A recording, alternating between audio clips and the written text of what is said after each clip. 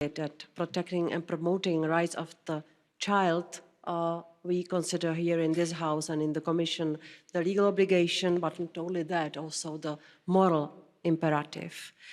And you rightly said many times that this is a good reason for celebration, but that we have to continue working on better implementation, not only of the Convention, but also of the related legislation which should guarantee the protection of rights of the children.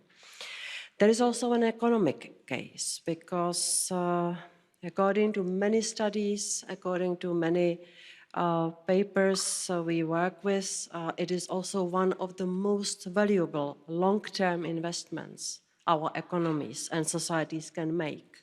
Children who are disadvantaged are less likely than their better-off peers to do well in school, enjoy good health and realize their full potential later in life. The cost of responding to this in the future is much higher than investing in children's well-being today. Promoting and the protection of the rights of all children is at the core of our obligations. Let's continue to work together to make the ambitious principles of the United Nations Convention on the Rights of the Child a reality for all children in Europe and in the world. Thank you very much.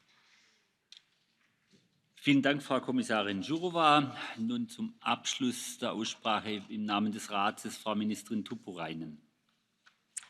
Sehr geehrter Herr Vorsitzender, honourable members of the Parliament, the UN Convention on the Rights of the Child is undoubtedly contributed to the improvement of the lives of children across the globe, and the progress achieved needs to be celebrated.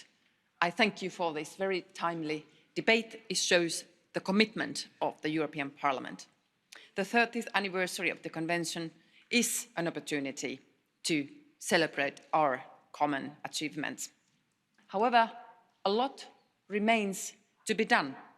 Investing in children throughout their journey to adulthood is not only a moral duty, but also an essential investment in a better future for all of humanity.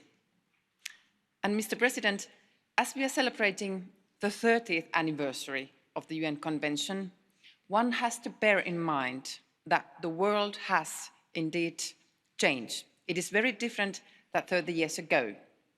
For instance, we had no internet then, and that is a new environment for our children they are living in.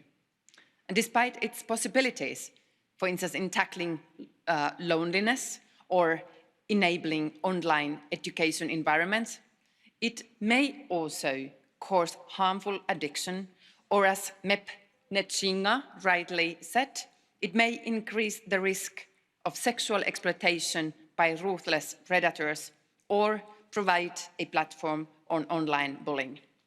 We do enhance digitalization, but we have to take this new challenge also into account. And it's not only as parents who shall address this challenge, but also the EU, its institutions, and the member states.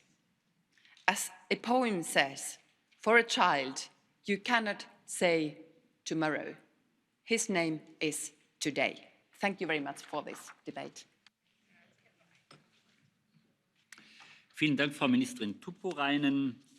Die Aussprache ist damit geschlossen. Die Abstimmung findet während